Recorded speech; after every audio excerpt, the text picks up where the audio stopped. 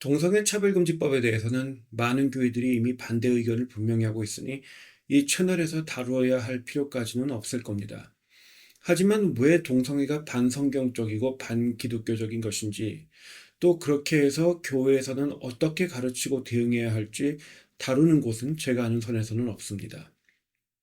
있다고 할지라도 표면적인 선에서 다룰 뿐입니다. 단순히 성경에 동성애를 금지하는 구절들이 있다 주장하면 진보 자유주의, 사회주의 평등주의 노선의 자칭 기독교인들은 여러 다른 주장을 하며 성경을 달리 해석하려 합니다. 보수 기독교인들끼리는 납득이 간다 해도 그냥 성경에 이런 구절이 있다 이렇게 말을 하는 것으로는 변증이 되지 않는다는 것이죠. 또한 동성애 차별금지법이 통과되면 교회가 붕괴하는 것처럼 다루는 곳이 대부분이지만 사실 또 그렇지도 않습니다. 영국 교회와 유럽 교회가 동성애 차별금지법 통과 이후 붕괴된 것은 차별금지법만의 효과가 아니라 진보주의에 경도되어 이미 동력을 유실했었기 때문입니다. 세상이 말하는 마르크스주의 약자 중심 혁명주의를 교회가 따르니 세상 사람들은 더 이상 교회로 올 이유를 찾을 수 없었고 따라서 붕괴했던 것이며 그 과정에 차별금지법이 제정되어서 한 효과로 작용했던 것뿐입니다. 실예로 미국의 보수 기독교는 동성애 차별금지법이 통과된 이후에도 여전히 예배를 드리고 선교 활동을 지속하고 있습니다. 사실 동성애는 차별금지법으로 인해 이슈화되기 이전에도 교회에서 거의 설교의 주제로 부각된 바가 없습니다. 굳이 그것을 언급하지 않아도 목회가 가능하다는 말입니다. 실상은 21세기의 탈근대주의 문화 자체가 반기독교적 성향, 다시 말해 전통적인 기독교 세계관을 전복시키려는 의도를 가지고 있다는 것이고, 동성애 차별금지법은 그 목적을 이루기 위한 도구들 중 하나일 뿐입니다. 지금까지 살펴본 반기독교의 21세기 도구들을 나열하자면 다음과 같습니다. 먼저 탈근대주의. 이것은 세계관, 그리고 반기독교 연대의 공통 기반을 이룹니다. 범신론 사상인 동시에 인간중심주의죠. 그리고 신공산주의가 있습니다. 니오마르크시즘 또는 문화적 마르크스주의라고 하죠. 이 또한 공통 세계관을 제공하고 사회 구조를 반기독교식으로 변혁하려고 하며 또한 이 신공산주의의 방법에 따라 모든 반기독교의 도구들이 공통적인 방법을 차용하게 됩니다. 그러니까 공통 방법론을 제시하는 거죠. 그리고 세 번째, 차별금지법이 있습니다. 이것은 문화, 법 이쪽을 공략하긴 하지만 기독교 세계관의 기반인 가정을 특히 공략합니다. 그리고 이건 몇백 년 전부터 작용하던 건데 다윈주의가 있죠. 이 다윈주의는 무신론, 실증적 자연주의, 우생학, 그리고 인간중심주의적 아주 잔인한 약육강식의 도덕 기준을 제공합니다. 그러니까 일종의 세계관 공격이죠. 이것도 기반입니다. 반기독교에. 그리고 백신 패스와 크립토커런시, 그러니까 디지털 국제 통화 운동이 있습니다.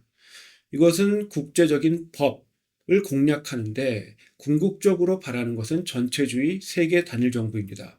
또한 전체주의 세계 단일 정부를 향하는 또 하나의 사회운동으로 환경운동이 있습니다. 이 또한 사회구조와 법을 강제하려 합니다.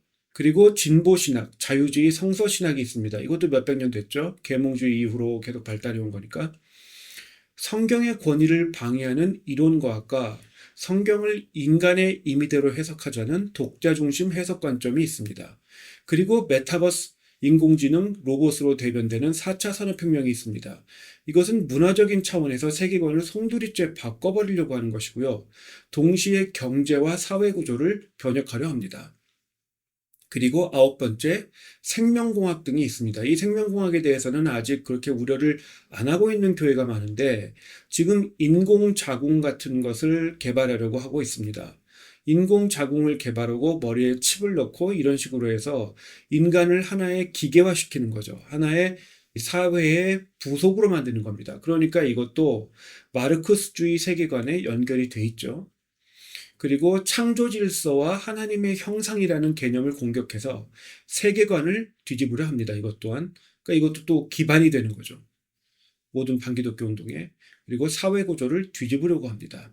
마지막으로 MG 플러스 세대, MG 세대와 그 이후의 세대는 준비된 혁명의 세대라고 할 수 있습니다.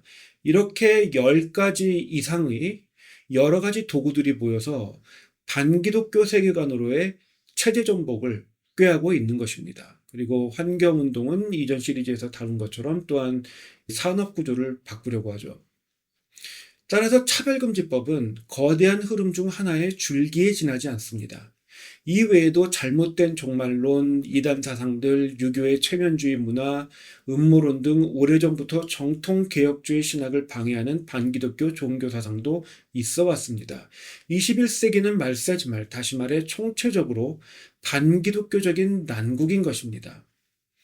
이런 상황에서 차별금지법에 지나치게 몰두하다 보면 다인주의와 같이 보다 근본적이고 거대하거나 환경운동과 같이 근미래의 주력으로 사용될 반기독교 세계관을 가늠하지도 못하게 됩니다. 보다 넓게 그리고 멀리 바라보고 인류의 반기독교 문화가 궁극적으로 이루려는 것이 무엇인지 정확히 파악하고 성경에서 해법을 찾는 지혜가 필요합니다.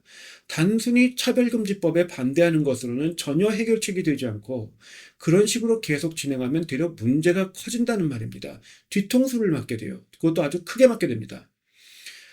차별금지법에 반대한다 하면서 그 법의 기반이 되는 문화적 마르크스주의 세계관을 따르는 교인, 집사, 장로, 목사, 신학자들, 다시 말해 개혁신앙을 따른다 하면서 예수 그리스도를 구주로 믿는다 고백하면서 선교와 봉사활동에 열심이면서 가치관은 사회적 약자를 우선하는 마르크스주의 신학을 따르는 기독교인을 보신 적이 없으신가요?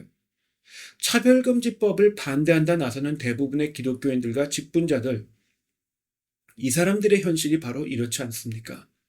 그래서 그들의 말대로 차별금지법은 반대하는 동시에 사회주의 사상과 같이 반기독교 세계관을 부추기는 여타 다른 장치들을 한국교회 대부분이 지지하면 어떻게 될까요?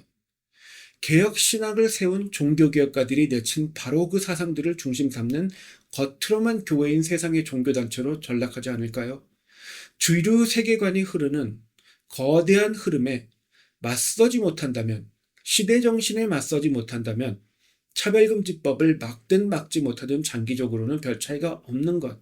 다시 말해 유럽과 같이 교회가 붕괴하게 되는 것입니다. 그리고 세계관 차원에서 맞서려면 성경적으로 왜, 어떻게, 어떠한 사상이 반기독교 사상인지 변증할 수 있어야 합니다. 이 채널에서는 이러한 관점에서 동성애 차별금지법보다는 동성애라는 극악 무도한 죄에 대해 반기독교 측의 주장에 대한 반박을 중심 삼아서 살펴보도록 하겠습니다.